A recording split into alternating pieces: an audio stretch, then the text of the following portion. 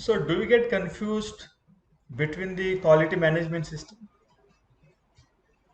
Do you get confused in which quality management system should be used to come out of the current event or the existing non-conformity? I sometimes get confused, and that's the reason I have prepared this one video so that you will get the better clarity on which quality management systems must be used to handle the given situations.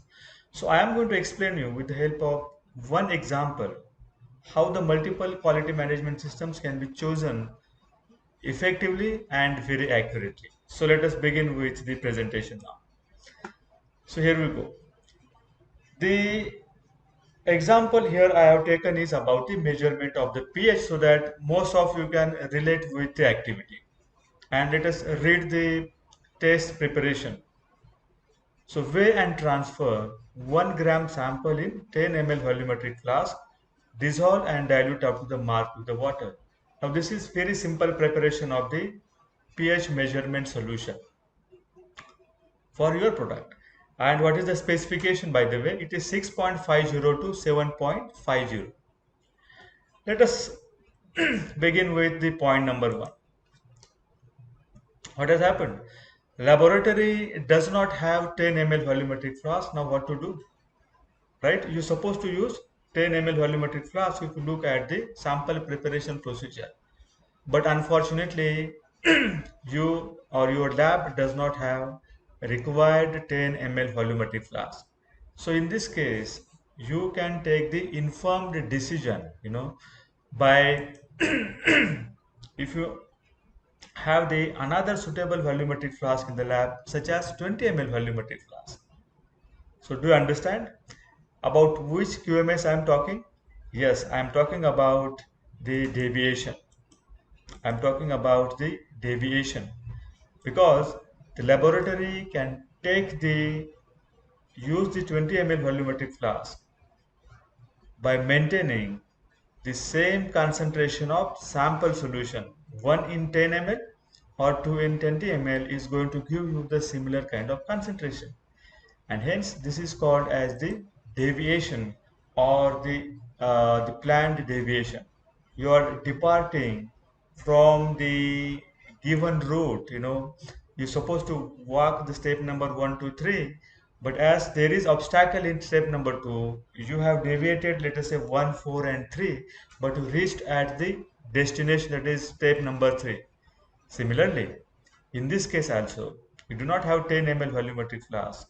You deviated from the route now, deviated from the predefined written procedure, but by making sure that the concentration of sample solution, what is expected to be, is maintained by weighing now 2 gram in 20 ml rather than 1 gram in 10 ml. Now this is called as the deviation or the planned deviation. You have planned your journey of measuring the pH. Let us begin with the second observation now. Weighed and transferred 1 gram sample in 20 ml volumetric flask, dissolved and diluted up to the mark with water. Now, as the analyst unfortunately did not recognize that the 10 ml volumetric flask needs to be used, but in spite of using 10 ml, probably as he could not able to find it in the lab, he has used 20 ml volumetric flask.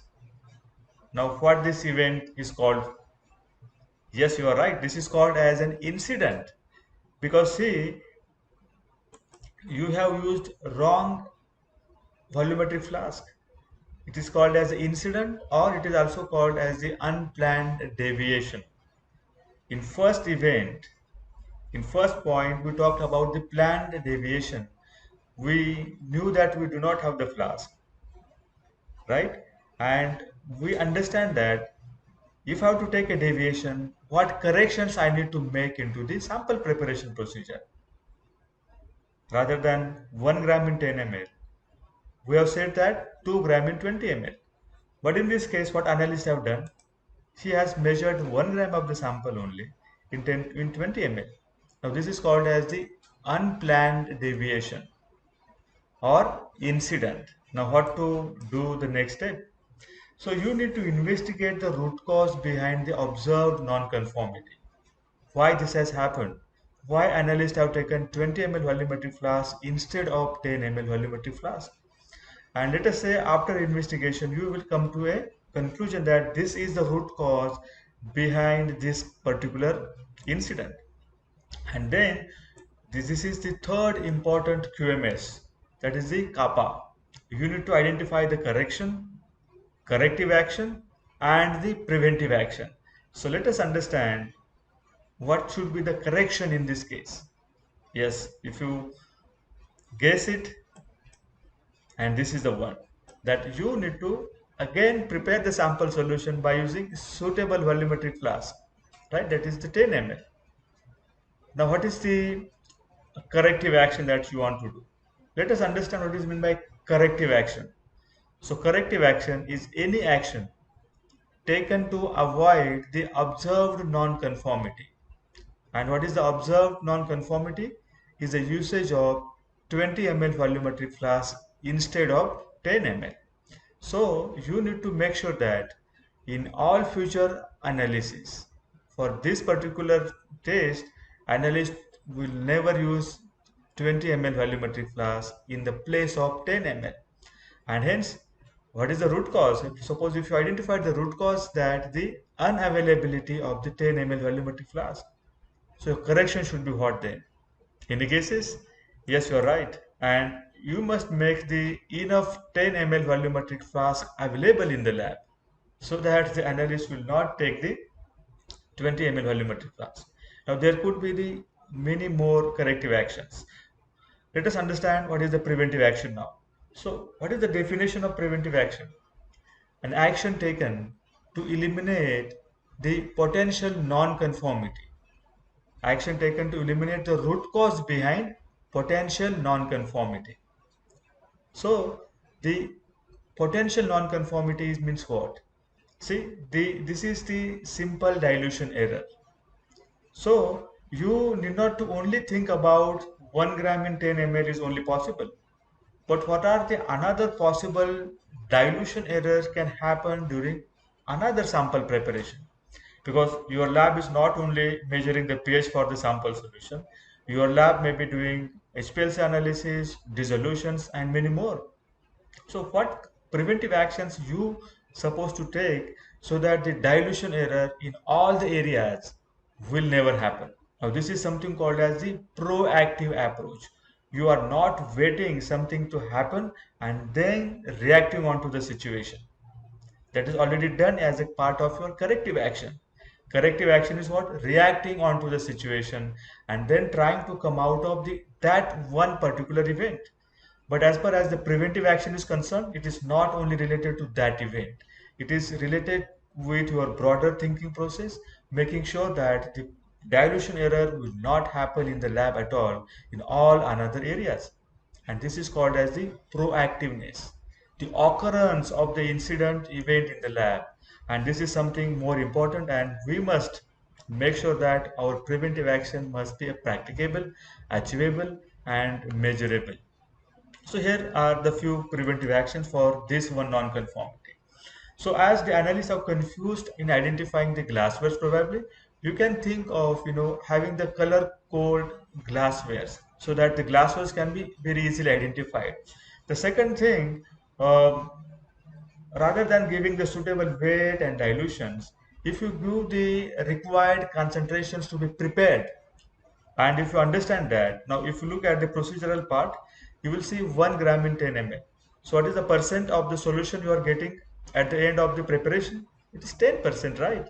So if you give that, the prepare 10% sample solution, and the selection of probably weight and dilution is your choice.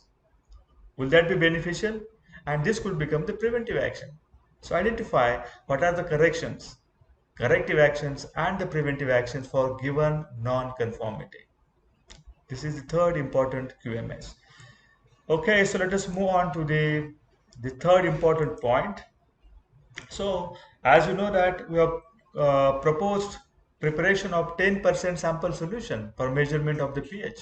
So how you can implement these corrections or the preventive actions at the workplace? Any guesses? Which QMS will help you to make this one particular change? Okay, as I talked about the change now, and this is something called as now the implementation with the help of appropriate change control. You need to raise a change control, and once the change control is raised, you need to justify that why this change is necessary. And once the change is approved, then you will be able to change your method of analysis and start implementing in the work area. So this is the fourth important QMS, right? Let us understand the fourth number point. So the observed pH value is 7.76. Now what is your specification? Just look at here. Your specification is from 6.50 to 7.50, but the observed value is around 7.76. It is clearly out of the limit or the out of specification. You land up into the out of specification analytical result. Now, which QMS will help you? Yes, you are right. It is none other than out of specification systems. So you need to raise the OS, investigate, identify what is the root cause, and then probably you will be able to understand whether there is a flaw into a analytical experiment. Is there any lab error happen during the execution of the analysis, or is there any flaws happen during the manufacturing of this batch? So this is the way the OS can be closed.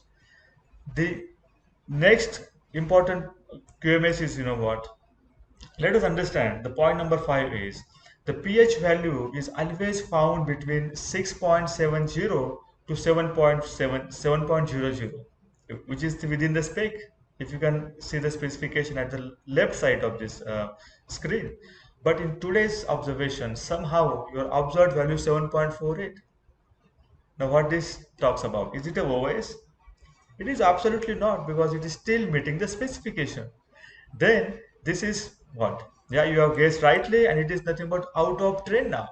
Your data is meeting the spec, but it is not within the past analysis. It is not within the trend of the all the past values, because you have the trend of 6.7 to 7.0, and the observed value is 7.48, and hence you need to raise an OOT that is out of trend, and then investigate probably what is the reason behind this OOT. Is there any error happen during the measurement of this pH value in the lab, or is that is related to the particular very specific this one batch? So this is the way. I think we have covered. The first is what? Deviation. The second one is incident. The third one is kappa. The fourth one is change control. Fifth one is OS, which is very important and critical to manage and handle. And the sixth one is OOT.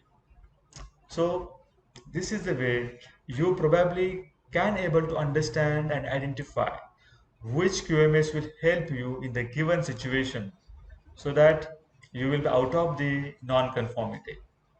This is a small video, but I have tried to give you an overview of which QMS can be used uh, at the right place.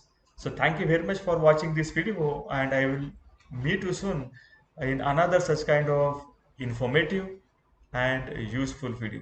Till then, take care and bye bye. See you soon.